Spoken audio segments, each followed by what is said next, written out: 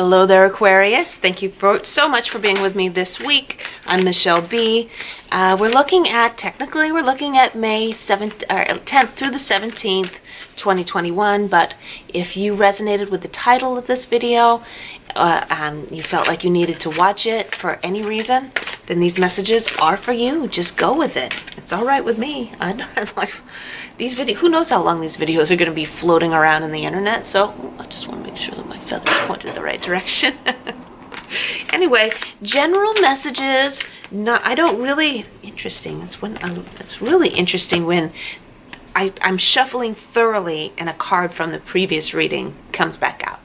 It's really fascinating to me. Anyway, general messages about how to make your life better, how to ascend spiritually, emotionally, physically. And if there is anything very specific for certain Aquarius that need to hear it, I will make sure that you know that it's not for everyone, okay? So 3 cards that we got. Magician did not come in first, so that's not the main theme. It's just a supportive kind of energy. But I think it's so fascinating when I have 2 in a row that have the same card. I just want to mention this because I do like to teach a little bit of tarot reading while I'm at it.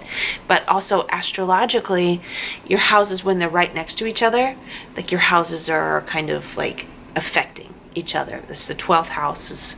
I just did Capricorn, that's your 12th house. So it's like it affects you.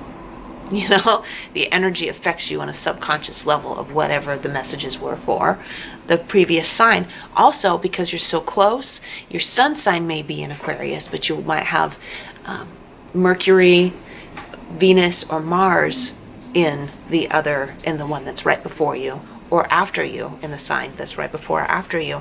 And so that's affecting your energy as well. So I think it's so fascinating when a tarot card from the previous or the next comes up and it affects the energies, but it's not the same reading at all. So you can watch the other one and be like, wow, that wasn't what the way that she read it was completely different.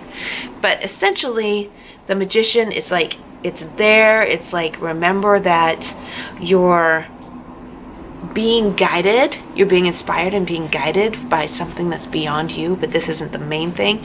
The main thing that wants to come out is this 8 of Cups, which is, it's the energy of moving on, allowing yourself to experience new things, okay?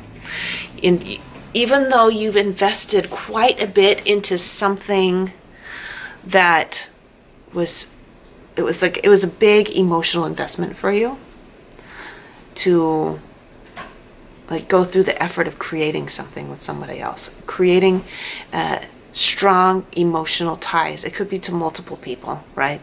It could be a work environment where you just like put your heart and soul into it. It doesn't have to be a relationship, even though it often is when this card comes up. But it's more than the energy of just like, you know, you're a jerk and I'm breaking up with you. It's the energy of my spirit needs more. And it's scary.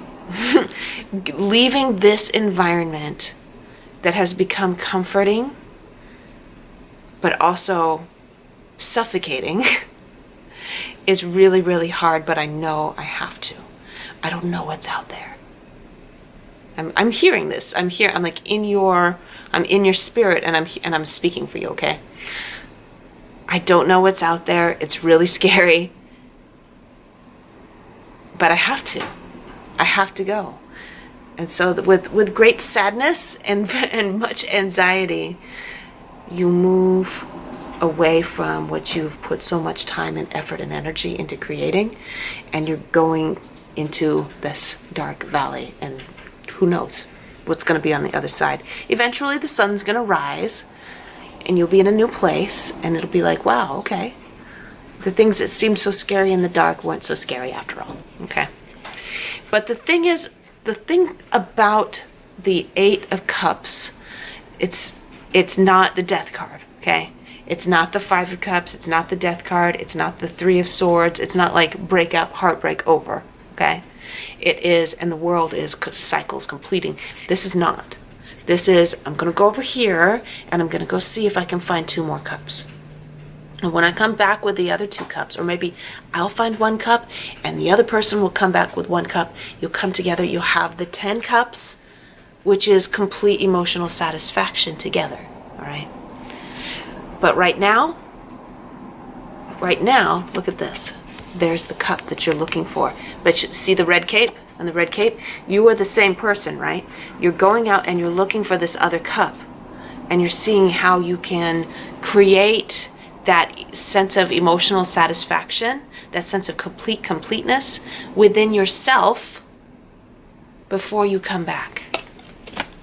It was almost like when you met this other person that you're connected with, or it could be a friend. It doesn't have to be like a intimate romantic relationship. It could be a coworker, like a partner of some kind. But essentially, when the 2 of you connected to create this situation, you were in a place of,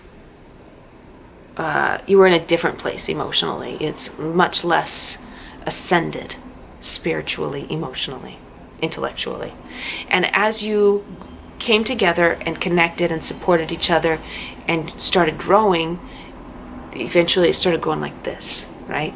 But there's still this like the place where you were at, you're like, I don't know how to do the growing together right now.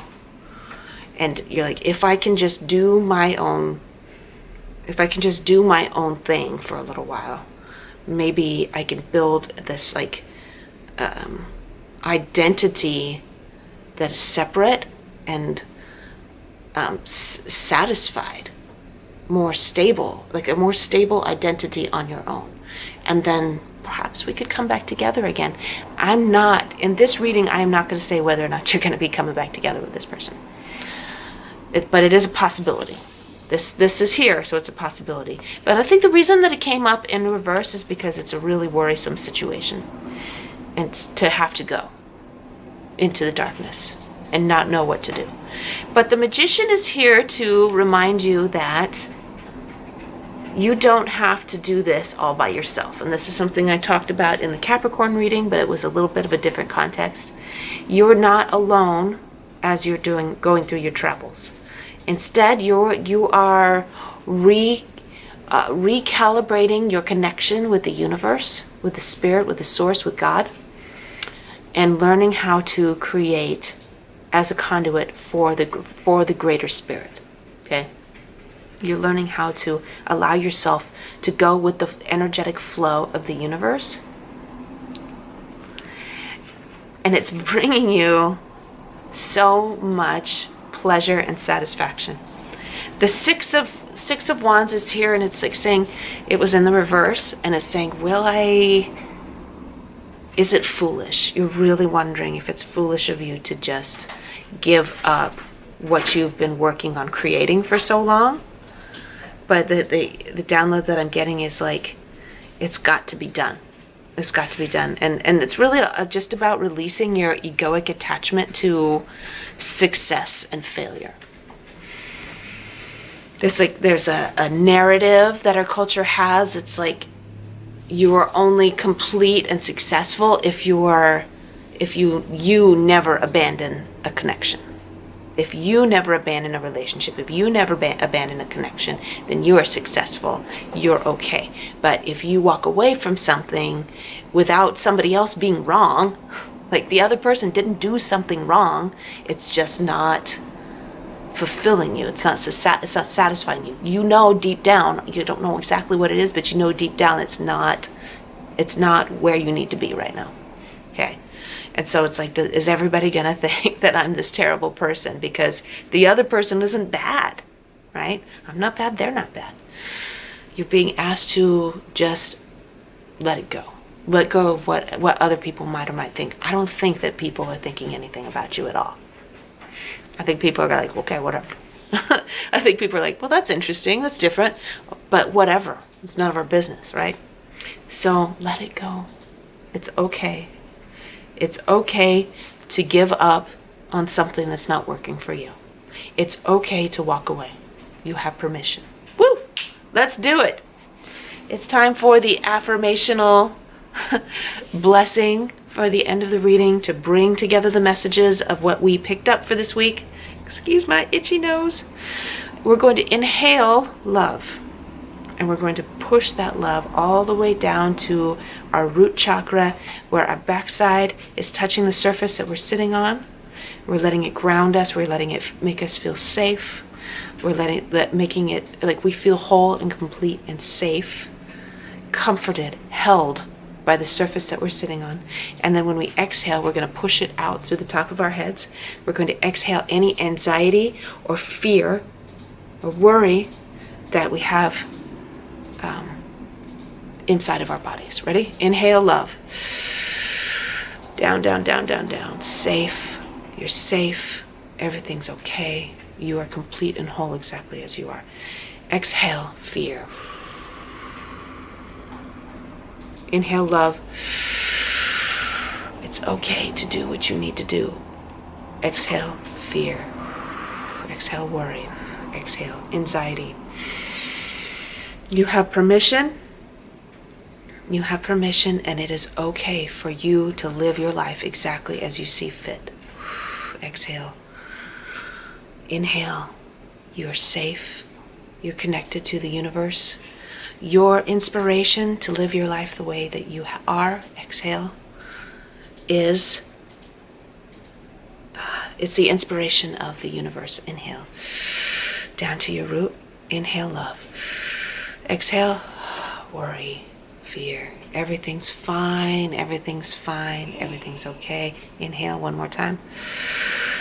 Full of love and safety. Permission. It's okay. Exhale. I am safe. I have permission to live my life as I see fit. I love you, Aquarius. Thank you so much for being here with me. You're going to have a good week. And I'm going to see you next time, okay?